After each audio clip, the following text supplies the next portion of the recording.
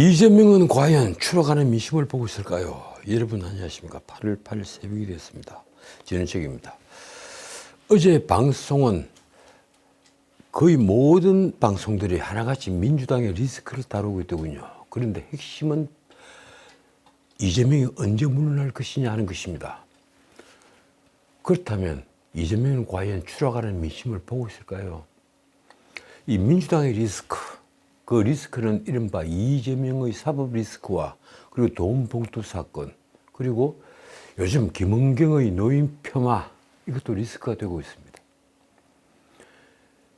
거기에 이 김은경을 둘러싼 여러 잡음들, 남편이 사망사고와 시부모의 죽음, 18년 동안 시부모를 모셨다는 표현에서부터 그 신우이가 선을 넘었다며 그녀는 시부모를 단 한 번도 모시지 않았다고 말을 했고, 그러자 김은경의 아들은 이를 받아쳐서 이른바 가족 안에서 지금 진흙탕 싸움을 벌이고 있습니다.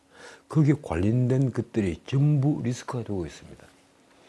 그런데 그런 문제에 앞서 이른바 저는 오늘 개딸과 수박 문제부터 짚어보겠습니다. 개딸과 수박. 지금 모든 문제는 과연 이재명 체제가 언제 어떻게 끝날 것인가, 여기에 초점을 맞추시고 있죠. 바로 그 문제의 귀결이 되고 있기 때문입니다. 이재명은 그 어떤 경우에도 물러나려 하지 않습니다. 자신이 당대표를 내려놓고 공천권을 포기한다면 자신은 추락해서 더 이상 재기를 할 기회가 오지 않는다는 것을 너무나 잘 알기 때문입니다. 어제 저는 제가 출연했던 방송들에서 이재명은 지금 절체절명의 순간에 있다는 것을 설명했습니다. 그가 구속된다면 그에게 정치적 미래는 완전히 사라지는 것일 테니 말입니다. 민주당 이재명을 극렬하게 지지하는 개딸들은 비명계를 수박이라고 부릅니다. 겉은 파란 민주당인데 속은 빨간 색깔. 이 국민의힘 지지자라는 얘기입니다. 얘기를 좀 더 확대해서 겉과 속이 다른 사람을 수박이라고 부른다면 솔직히 요즘 정치판에 수박이 아닌 자가 몇이 될까 생각해 봅니다.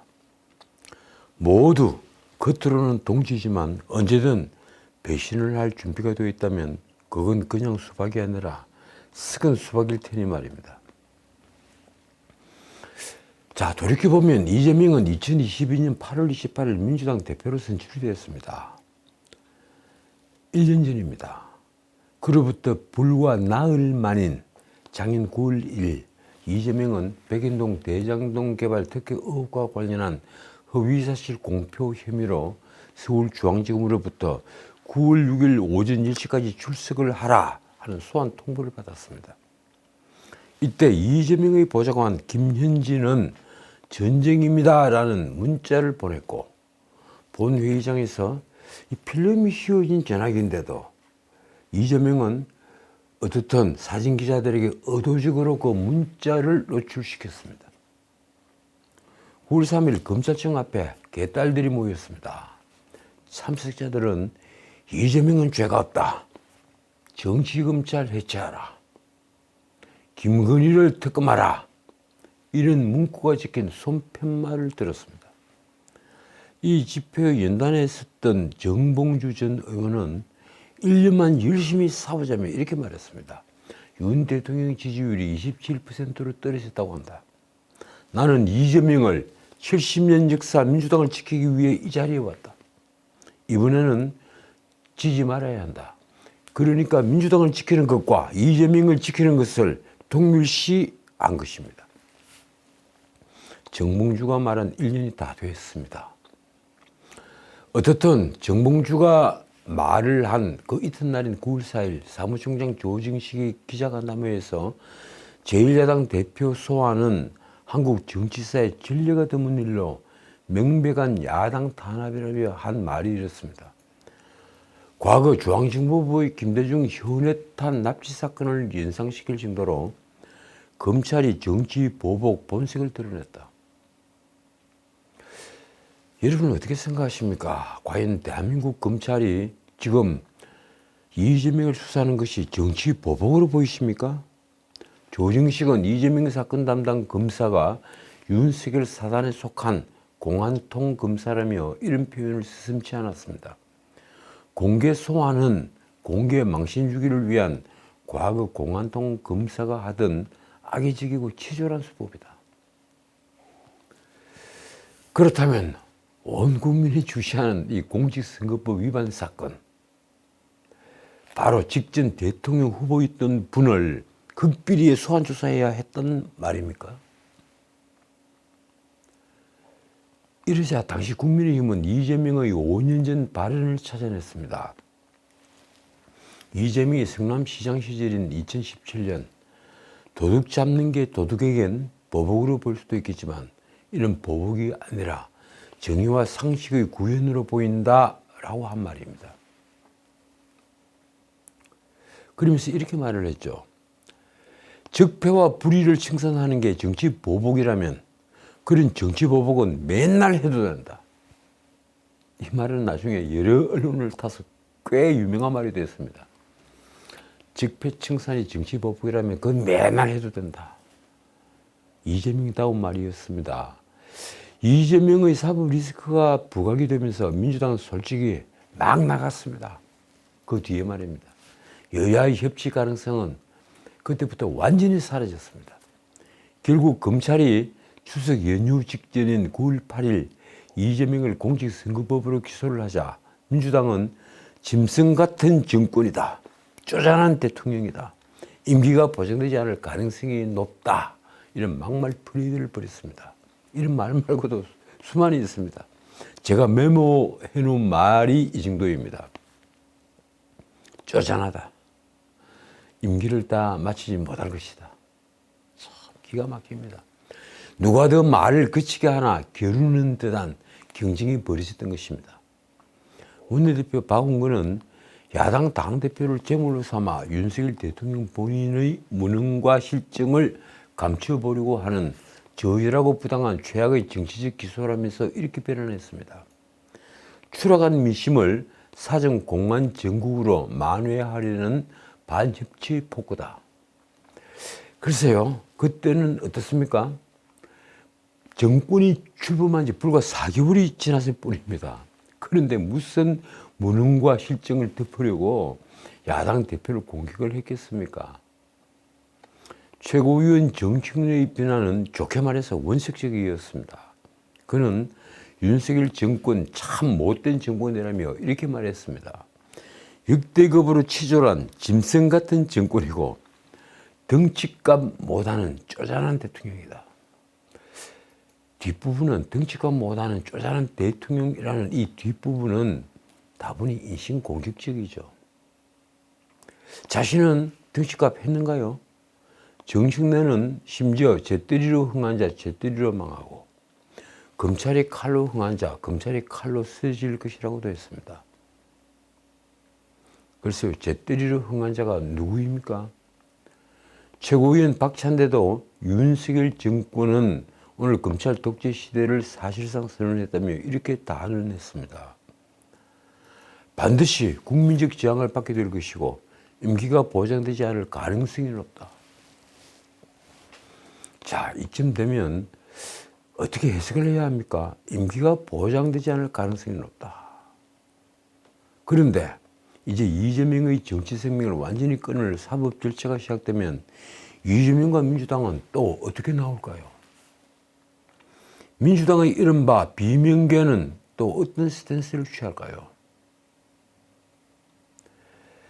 자, 그런데 솔직히 그동안 느긋하던 수도권 민주당 의원들도 지금 초조해졌습니다. 돈봉투 사건에 연루된 의원이 한둘이 아닌데다가 이재명 리스크에다가 김남국의 코인 리스크도 만만치 않기 때문입니다. 코인 전수조사를 하자고 하니까 아내와 나머지 가족들은 빼자 이런 얘기가 나오고 있죠. 솔직히 돌아선 민심을 그들은 걱정하고 있습니다. 민주당은 최근 주요 여론조사에서 정당 지지율이 20%대로 하락을 하면서 추락을 하면서 헤어날 길이 보이지 않는 늪에 빠졌습니다. 전국적인 수해에다가 가짜뉴스로 만들어낸 양평고속도로 백지화 논란 등 언뜻 보면 여권에 불리한 이슈가 있다는데도 이 민주당은 반사 이익을 누리지 못하고 오히려 지지율이 떨어졌습니다. 언론은 하나같이 비슷한 평가를 내놓았습니다. 이렇습니다. 상방울 대북 송금 논란 등 이재명 대표의 사법 리스크가 현실화되는 분위기가 민주당의 악재로 작용하고 있다. 이 이화영을 중심으로 상방울 대북 송금을 두고 벌어진 여러 논란들이 대중의 관심을 끌면서 그 리스크가 부각이 되고 있다는 얘기입니다. 문제는 민주당의 낙폭이 회복하기 힘든 수준이라는 데 있습니다. 이 K스택과 엠브레인 그리고 코리아 리서치 한국 리서치가 8월 3일 발표를 한 정치 지표조사, 여러분들이 잘 알고 계시는 MBS에서 이 정당 지지율은 그 격차가 컸습니다. 국민의힘 32%, 민주당은 23%, 9%포인트 차이가 납니다. 그리고 지지 정당이 없는 무당층은 무려 38%였습니다. 자, 이쯤 되면 누구든 신당 창당이라는 유혹을 받을만 합니다. 그동안 수해가 벌어지고 집권 여당의 악재가 계속되는데 한 달 전 7월 첫째 주와 비교를 하면 국민의힘은 34%에서 불과 2%포인트만 하락을 했습니다. 조금 내려온 겁니다. 오송 참사까지 있었는데 말입니다. 이 문제는 민주당이 반사 효과를 누리지 못하고 28%에서 무려 5%포인트나 더 크게, 국민의힘보다 더 크게 하락을 한 것입니다. 여야의 동반 추락으로 무당층은 32%에서 6%포인트가 늘어난 38%, 여야 모두를 추월했습니다. 7월 넷째 주 한국갤럽조사도 정당 지지율은 국민의힘이 35%, 그리고 민주당은 30% 밑으로 떨어진 29%, 6%포인트 차이로 국민의힘이 민주당을 앞섰습니다. MBS 조사처럼 민주당 지지율은 20%대로 추락하면서 올해 들어 최저치를 기록했습니다. 생각해 보십시오. 국회 의석수 168석, 이 무소속으로 나가 있는 동지들, 이른바 동지들을 빼고라도 이 168석, 절대 다수의 민주당에 지금 경고등이 켜진 것입니다. 자, 그런데도 저는 어제 MBC 뉴스 외전에 출연을 해서 다음 총선에서 국민의힘이 여전히 어렵다는 것을 강조했습니다. 일부 여론조사에서 수도권에서 당장 민주당을 앞서지 못하는 지지도를 설명했던 것입니다. 여론조사가 이렇게 있다면 방금 아까 말씀드린 MBS 그리고 갤럽 이 정도를 빼고 나면 하나같이 민주당이 국민의힘을 앞서고 있습니다. 거기에다 국민의힘은 수도권에 내놓은 새로운 인재를 전혀 찾지 못했습니다. 사람이 없습니다. 그런데 이 방송에서는 제가 좀 더 희망적인 말씀을 드려야겠습니다. 어느 언론의 분석이 이렇습니다. 이 최근 갤럽 조사에서 여야 지지율은 총선 승패 열쇠를 쥐고 있는 수도권에서 32%대 29%, 중도층에서는 29%대 25%, 그리고 20대에서는 25%대 22%로 국민의힘이 앞섰습니다. 이 놀라운 일입니다. 수도권, 중도층, 그리고 20대에서 국민의힘이 민주당을 앞서고 있다. 지난 6월 말 갤럽 조사에서는 수도권에서 30%대 35%, 그리고 중도층에서는 23%대 34%, 그리고 20대에서는 20%대 29% 등으로 모두 야당인 민주당이 앞섰습니다. 그런데 불과 한 달 만에 분위기가 정반대로 바뀐 것입니다. 특히 민주당은 중도층에서 지지율이 9%포인트나 추락을 하면서 국민의힘에 대해 11%포인트가 우세한 상황에서 4%포인트 열세로 뒤집혔습니다. 급추락을 한 겁니다. 20대 지지율도 급추락을 했습니다. 왜 이렇게 되었을까요? 민주당 지지율은 최근 후쿠시마 오염수 방류와 그리고 서울 양평 고속도로 폐지와 대규모 홍수 피해 등 상대적으로 아주 유리한 이슈가 많았는데도, 자신들이 유리하다고 생각했던 이슈가 많았는데도 하락세를 넘어서 추락을 했던 것입니다. 여론조사 전문가들의 분석이 이렇습니다. 거대 야당인 민주당이 정부 여당에 강력하게 공세를 계속하고 있지만 중도층에게는 민생과 무관하거나 무리한 공세로 비치고 있다. 공세가 무리했다, 이 얘기입니다. 가짜 뉴스에서의 말입니다.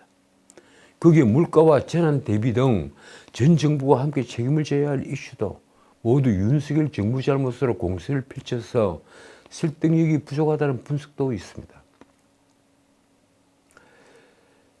어떻든 무엇보다도 이 후쿠시마 오염수 방류의 경우 민주당의 선동이 과학을 이기지 못했는 데다가 이 양평 고속도로의 경우 무엇이 가짜 뉴스인지 적나라하게 드러났기 때문입니다. 그러니 여기에 가장 큰 원인으로 이재명 리스크가 더해졌으니 민주당 지지율이 무너지지 않을 수가 있겠습니까? 아무리 대선 연장선상이지만 말입니다. 언론은 갤럽조사에서 민주당의 지지율이 20%대로 추락할 때마다 이재명 리스크가 작동했다고 설명했습니다. 지지율이 28%로 최저치였던 작년 6월엔 이재명이 총괄선대위원장을 맡아서 이끌었던 지방선거에서 참패한 영향이 아주 컸습니다. 그리고 지난 3월 초 민주당 지지율이 29%로 하락했을 때 이재명의 대장동 사건 체포동의안 국회 부결이 한 원인이었습니다. 그리고 이번에는 이재명을 둘러싼 상방울 대북 송금 논란이 불거지자 지지율이 또 추락을 하고 있는 것입니다. 자, 오늘 이화영이 법정에서 과연 어떤 증언을 내놓을까요? 이화영이 우리의 관측대로 상방울 대북 송금 사실이 300만 불 대북 송금 사실이 이재명에게 그대로 보고가 됐다, 이렇게 증언을 한다면 이재명에게는 치명타가 될 것입니다. 어떻든 언론은 지금 이재명이 살아남기 위해 선택을 한 카드를 주목하고 있습니다. 그 중에 하나는 35조 추경안입니다. 계속해서 그 주장을 하고 있죠. 문재인 정권 때 지금까지 수없이 반복을 했던 돈 풀기 포퓰리즘입니다. 전 국민 기본소득, 전 국민 토지배당금, 전 국민 재난지원금 이런 등등을 주장했던 이재명은 포퓰리즘의 위력을 그 누구보다도 잘 알고 있습니다. 그래서 지난 2월 전 국민 난방비, 그리고 최근엔 에너지 물가 지원금을 포함한 35조 원 규모 추경 편성을 요구를 한 것입니다. 하지만 현금 살포가 물가를 자극하고 경제 위기에 기름을 끼얹을 것이라는 학계의 경고가 끊이지 않았습니다. 지난 7월 초 민주당의 추경 요구에 대해 연합뉴스가 한 여론조사의 결과는 재정 건전성을 위해 신중해야 한다 52.4%로 추경을 하자는 40.4%를 압도를 하면서 이재명식 포퓰리즘에 대중이 찬성을 하지 않고 있다는 것을 보여주었습니다. 그만큼 이제 우리 대중의 눈이 높아진 것입니다. 미래 세대를 위해 정책을 판단을 하고 있는 것입니다. 이런데도 노인들에게는 투표권을 지켜주고 젊은이들에게는 투표권을 많이 줘야 합니까? 자, 그러자 이재명은 위기에서 벗어나기 위해 혁신위원회까지 띄우며 변화를 시도했습니다. 그러나 다들 보시는 대로 혁신위원회가 오히려 당의 위기를 가중시키고 있다는 평가가 나오고 있습니다. 이재명이 먼저 선택을 했던 이래경이란 자는 천안함 자폭 발언으로 사퇴를 했죠. 그리고 김원경 혁신위원장은 노인 폄하 발언으로 사실상 이미 무너졌습니다. 혁신의 동력을 이제 완전히 잃은 것입니다. 민주당은 여론조사 회사들인 한국갤럽과 그리고 K스탯 인브레인 코리아 리서치, 한국 리서치 등에서 20%대로 지지율이 하락을 하자 크게 반발했습니다. 사무총장 조정식은 7월 30일 기자간담회에서 당 차원에서도 정기적으로 여론조사를 하는데 지지율이 국민의힘을 크게 앞서간다며 이렇게 설명을 했습니다. 일부 조사에서 결과가 널뛰기를 하지만 응답 방식과 표본 등 차이를 감안하면 우려할 상황이 아니다. 그런데 언론은 민주당 자체 조사는 물론 민주당의 지지율이 잘 나오는 여론조사가 한국갤럽처럼 전화 면접은 조사가 아닌 자동응답 ARS 방식이라는 것을 주목합니다. 제가 지난번에도 한번 설명을 드렸죠. ARS 방식은 민주당이 유리하다, 이걸 설명을 드린 적이 있습니다. 실제로 최근 ARS 조사를 보면 7월 27일부터 28일 리얼미터 조사는 민주당이 44.3%, 그리고 국민의힘이 36.3%, 민주당이 무려 8%포인트나 앞섰습니다. 그런데 전화 면접은 조사는 응답률이 15%에서 20% 사이인데 ARS 조사는 불과 2%, 3%에 지나지 않습니다.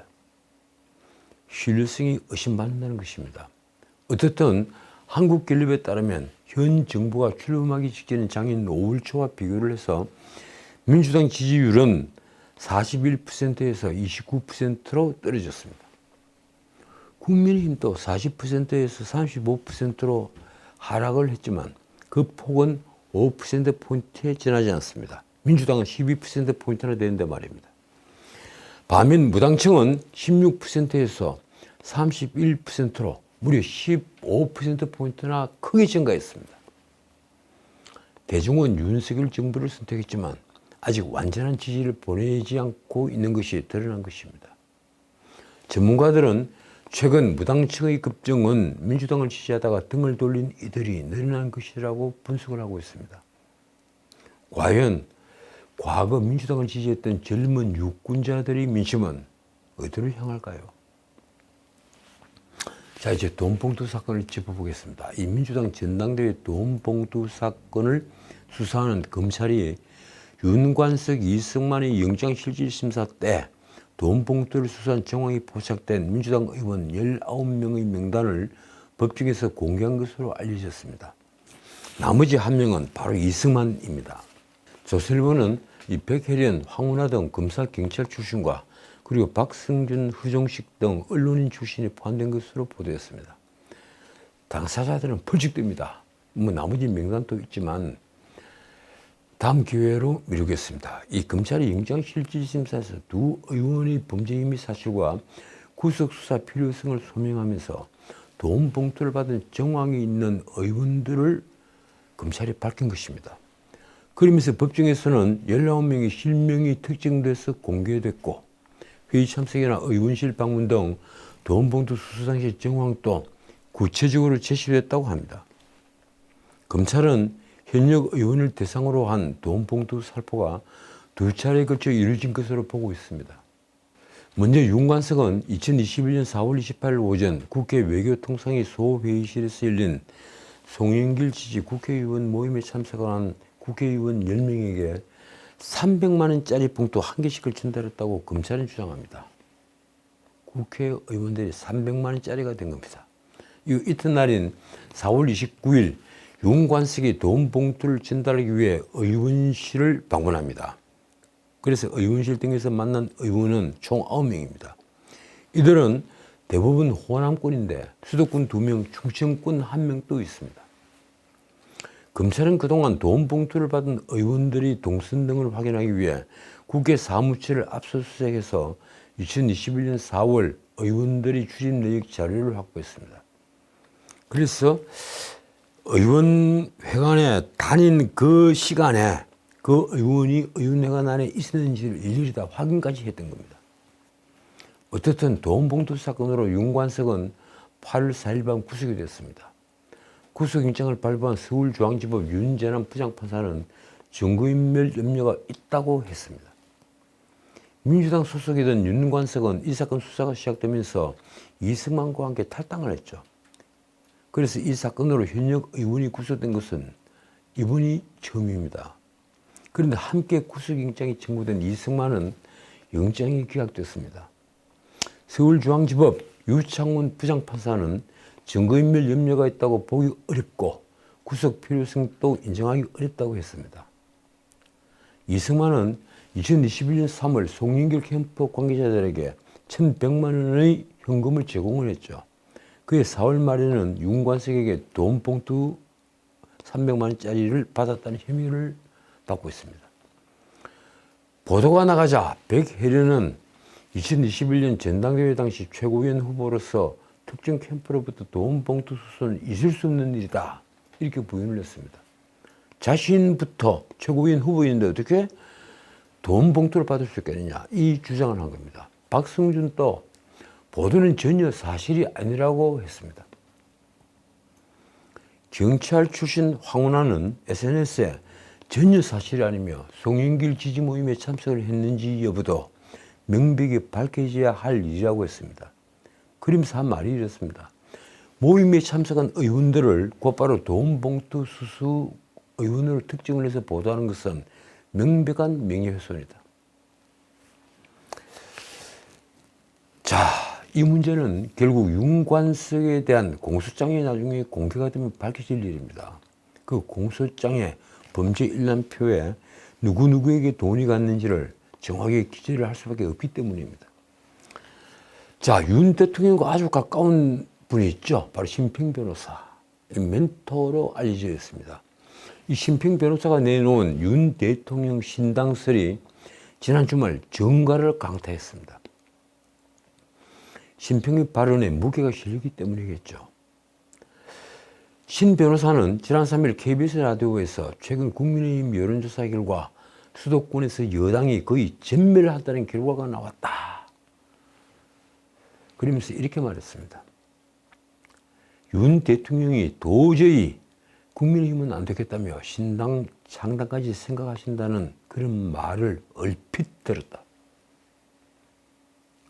그러니까 직접 들은 것이 아니고 그런 말 누구에겐가 전해 들었다, 아마 이런 얘기인 것 같습니다.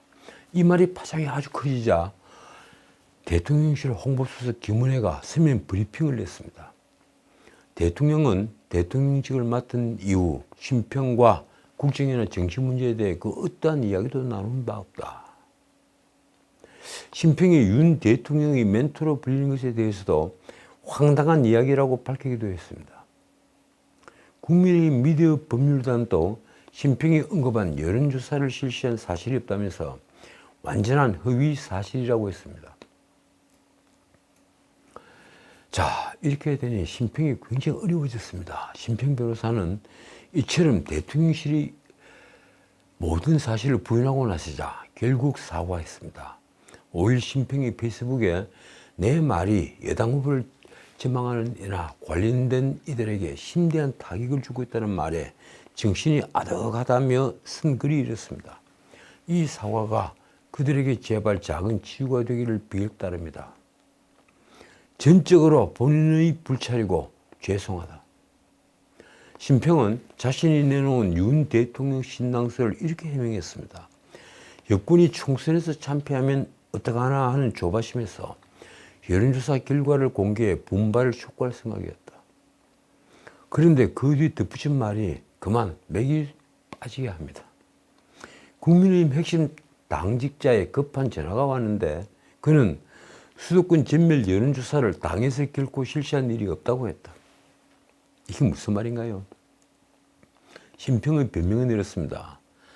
나로서는 신뢰할 수 있는 정신으로부터 이를 전해들었고 또 사후에 실력 있는 정치부 기자의 확인을 받은 내용이었다. 그런데 국민의힘에서는 그런 여론조사는 한 적이 없습니다, 이렇게 말을 해왔다는 겁니다. 심평이 말이 이렇습니다. 만약 당신 말이 맞으면 나는 귀신에 홀린 셈이 아니냐고 반문을 했다. 그 말 뒤에 이런 말까지 했습니다. 그러나 그는 대형 여론조사를 시행하기 위해서는 5억 원대의 자금 지출이 필요한데 그렇게 한 적이 없다고 분명하게 선을 그었다. 심평은 결국 자신의 말이 틀렸음을 자인하지 않을 수 없다며 여하튼 나는 이를 신속히 사과하지 않으면 안 된다고 썼습니다. 이쯤 되면 참 솔직한 분인 것은 사실인 것 같습니다. 자, 오늘은 여기까지입니다. 이 새만금 잼버리가 신문 표현대로 이 헤드라인 올려놨죠. 코리아 잼버리가 됐습니다. 종교계도 나서서 조계종은 170개 사찰을 개방했습니다. 삼성그룹은 의료진을 급파했습니다.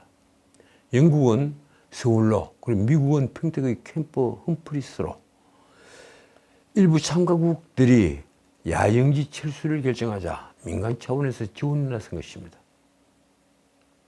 이미 이번 정부리 기간 조계종 사찰들 가운데 전북 김제 금산사는 2,500여 명, 그리고 고창 선운사는 4,500여 명, 부안 내소사에는 1,900명 등 정부리 인원 약 9,000명이 영유의 체험활동을 현재 진행을 하고 있습니다. 삼성은 새만금 정부리 현장에 의료진과 간이 화장실을 지원합니다. 의료진은 참가자가 청소년인 만큼 소아청소년과 전문의 등 전문 인력이 포함이 됐습니다. 삼성물산은 현장에 에어컨이 장착된 간이 화장실 15세트와 그리고 살수차 7대, 발전기 5대까지 보냈습니다. 도대체 1171억 예산은 어디에 쓴 걸까요? 이 돈은 야마구치 잼버리에 일본이 야마구치 잼버리 380억보다 3배나 되는 돈입니다. 그런데 이 돈 대부분은 800억 가까이 이 조직위원회가 썼습니다. 여성가족부와 전북도 등 관계기관 공무원들은 외국 잼버리 사례를 살펴본다면서 스위스로 가고 이탈리아로 가고 그리고 일본, 미국으로 외유성 출장을 다녔습니다. 정말 놀라운 일입니다. 화가 났습니다. 이런 해외 출장만 무려 90여 건입니다. 이러니 화장실, 샤워장, 급수대 등 수경 편의시설 설치 및 침수 대비 쇠석 포장 등에는 불과 130억 원 정도가 집행됐을 뿐입니다. 그나마 제대로 집행이 됐다면 이번에 그 난리를 나지 않았겠죠. 잼버리를 주관하는 전라북도도 정말 대단하지만 정부 부처인 여성가족부 김윤숙 장관님도 정말 대단한 분입니다. 불과 몇 달 전만 하더라도 완벽한 준비를 자랑을 했죠. 하나만 묻겠습니다. 도대체 공직에 왜 있는가요? 지금까지 전인책이었습니다.